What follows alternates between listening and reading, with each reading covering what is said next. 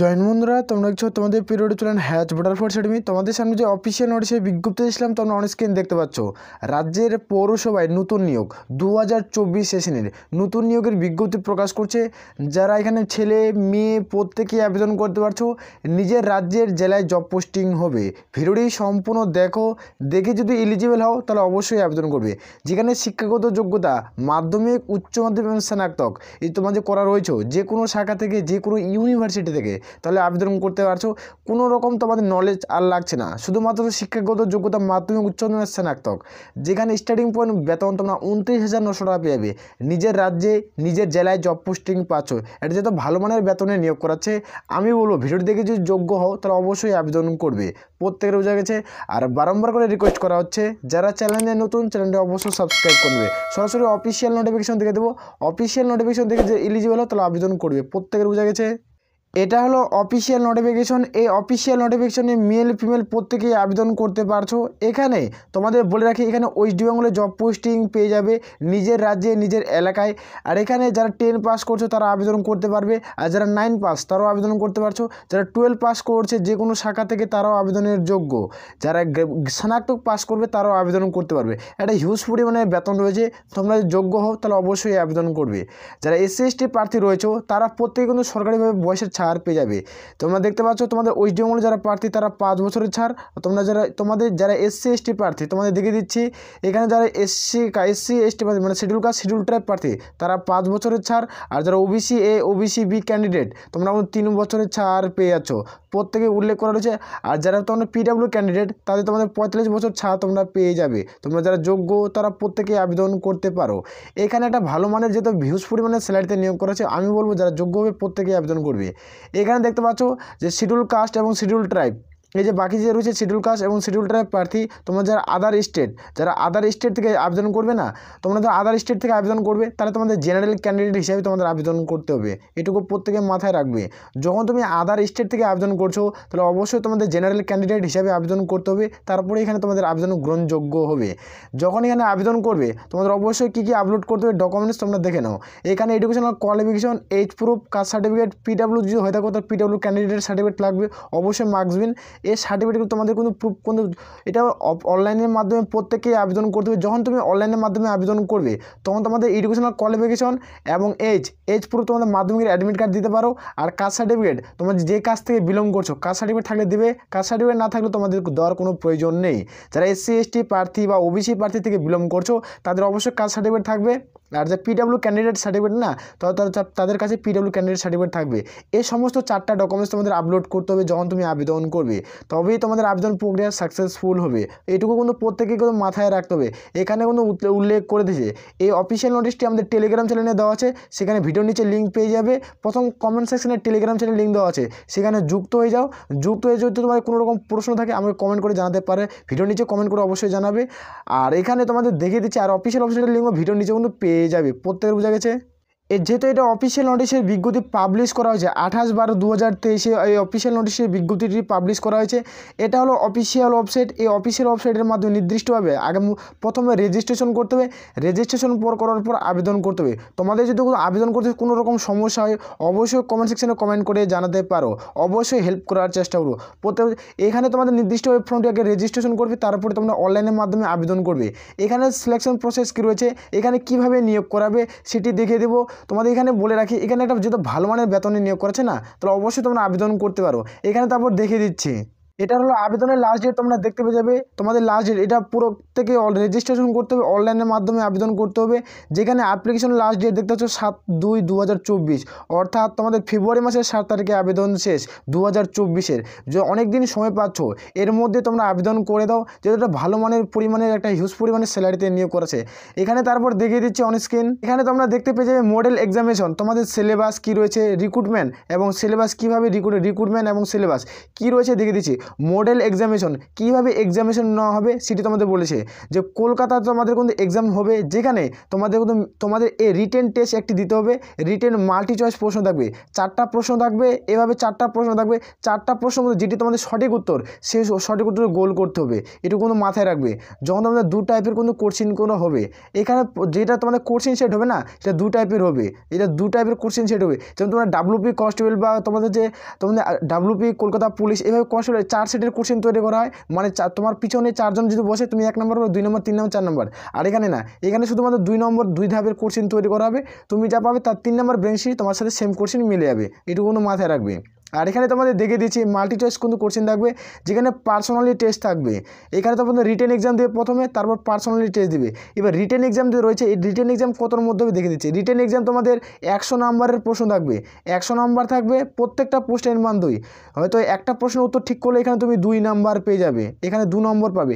একটা প্রশ্নের উত্তর ঠিক করলে প্রাপ্ত নম্বর থেকে 2 নম্বর থাকবে। অর্থাৎ তোমাদের মাল্টি চয়েস প্রশ্ন থাকবে 100টা, যেখানে 100টা উত্তর ঠিক করলে 200 নম্বর দেওয়া হবে, যেখানে প্রত্যেকটা উত্তর তোমাদের 2 নাম্বার থাকছে।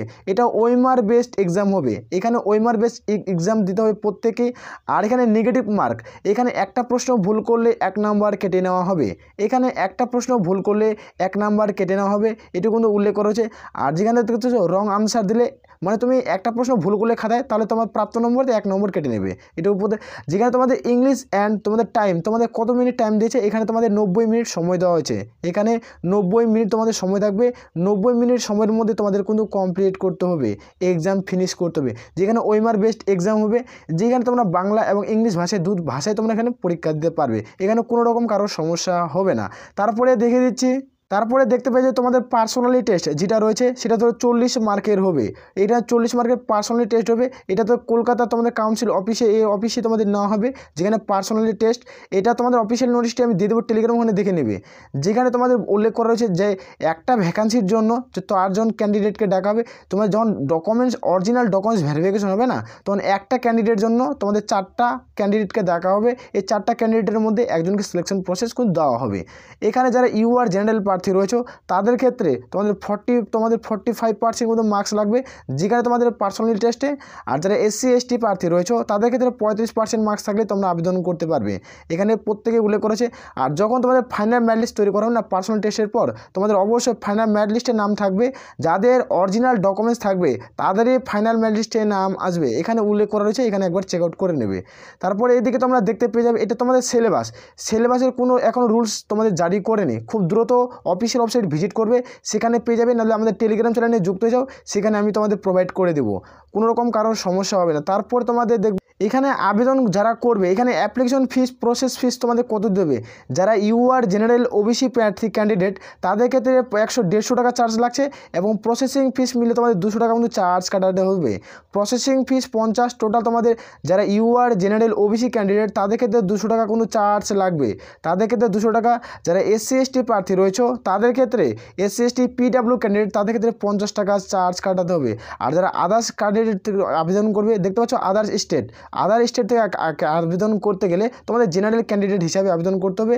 তোমাদের 200 টাকা চার্জ দিয়ে কিন্তু এখানে আবেদন করতে হবে। এটুকু মাথায় রাখবে। ওয়েস্ট বেঙ্গলে জব পোস্টিং পেয়ে যাবে, যেখানে তোমাদের নিজের জেলায় জব পোস্টিং পাচ্ছ।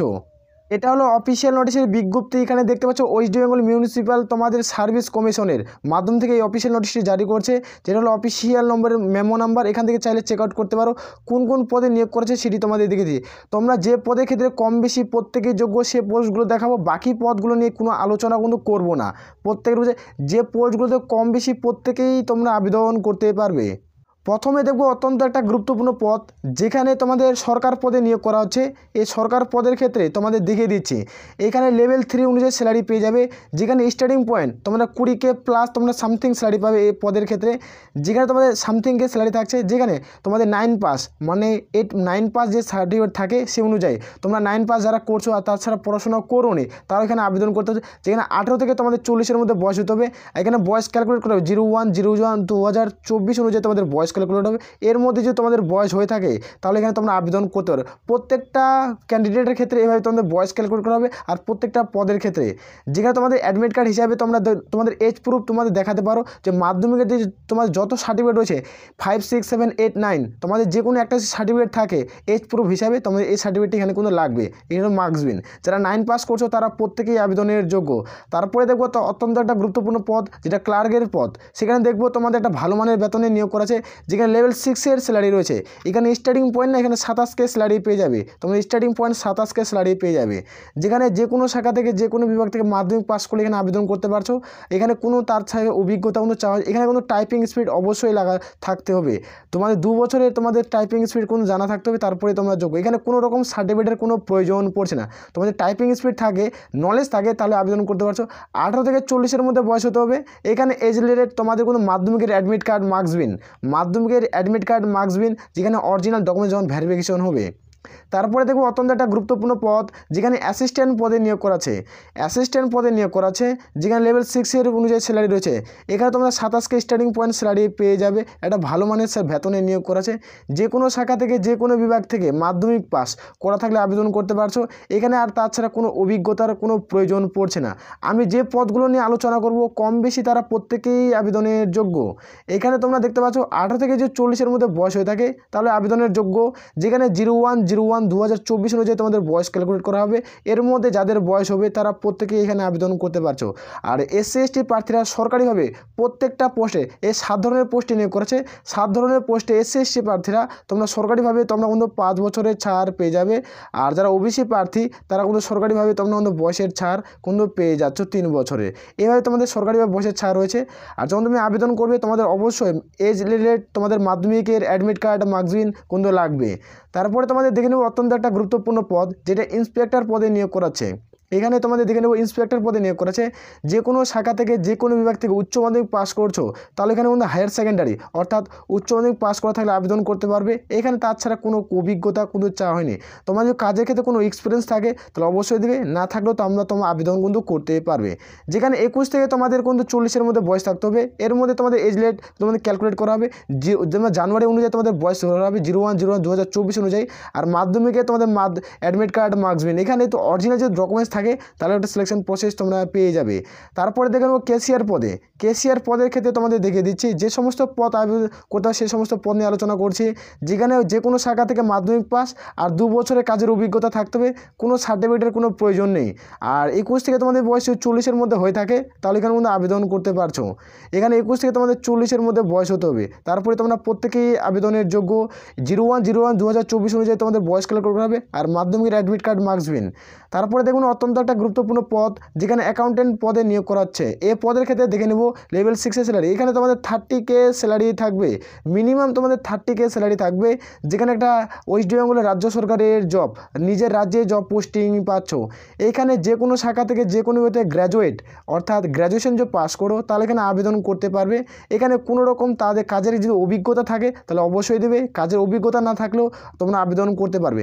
যেখানে 18 থেকে 40-এর মধ্যে বয়স থাকতে হবে। আর মাধ্যমিকে তোমাদের অ্যাডমিট কার্ড মার্কসবিন তোমাদের যখন ডকুমেন্টস ভেরিফিকেশন হবে না, প্রত্যেকটা ডকুমেন্টস তোমাদের যখন ভেরিফিকেশন হবে তোমাদের অরিজিনাল যে ডকুমেন্টস থাকে তাহলে এখানে তোমাদের সিলেকশন প্রসেস হয়ে যাবে, কমপ্লিট হয়ে যাবে। আর নিজের রাজ্যে জব পোস্টিং পেয়ে যাবে। যেহেতু একটা ভালো মানের বেতনে নিয়োগ করাচ্ছে সে তোমরা প্রত্যেকেই আবেদন করতে পারো। মনে হয় এখানে আবেদন করলে তোমরা অনেকজনই এখানে সিলেকশন বোস তোমরা পেয়ে যাবে। এখানে তোমরা যখন চাকরি পেয়ে যাবে তোমরা নিজের রাজ্যে তোমাদের জব পোস্টিং হবে, তোমরা চাইলে আবেদন করতে পারবে। আশা করবো ভিডিও থেকে সমস্ত কিছু বোঝা গেছে। বলে আমরা এখান থেকে ভিডিওটি শেষ করছি। জয় হিন্দ, জয় ভারত।